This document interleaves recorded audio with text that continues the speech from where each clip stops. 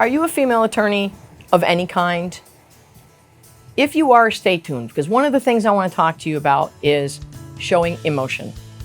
My name is Erin Field. I'm an attorney in Connecticut. I have a statewide practice. I'm a criminal defense lawyer. I've had my own practice since 2004. I've been in practice since 1992. And I'm also a coach for female attorneys in all phases of their career. In addition, I have a book on Amazon called Justice as a Lady Lawyer. As women, we are at an automatic disadvantage, or at least we think we're at an automatic disadvantage when we step into a courtroom, when we step into a negotiation, when we are lawyering. And I'm here to tell you that you can't be afraid to show emotion. And who have I learned this from? I've learned this from men, because some of the best attorneys that I've seen in practice show emotion. They just do, and they're not afraid to do that.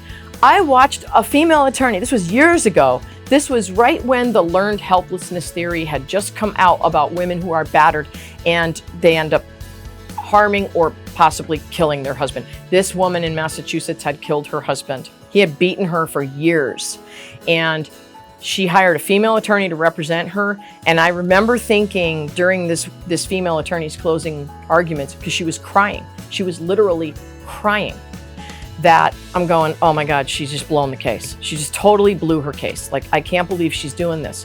She won. She won. It was like amazing. I was so proud that I was in law school at the time. Like, oh my God, this is awesome. You know, it was just really real. It was really real. It was raw. And so I want to tell you that while you don't want to make a practice of this, showing up in court and crying, or showing up anywhere and crying, but there's nothing wrong with when you show emotion. I cried in court one time because I was listening to a woman talk about her daughter who died by a guy who accidentally killed her, who had a major crush on her when he threw sparklers into her bedroom window on 4th of July and then rode away on his bicycle, and her house caught on fire and she died.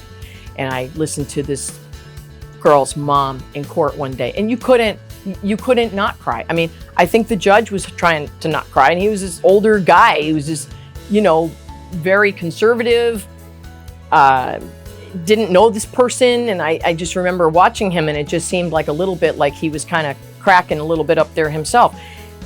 If you go to court or not, it doesn't even matter if you go to court.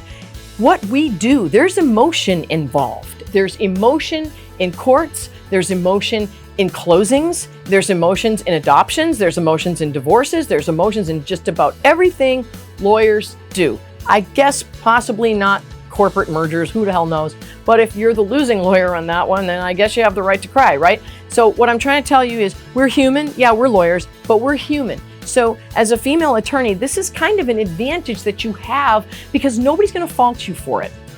And a lawyer I used to know, an Italian guy, right? He represented all the mobsters.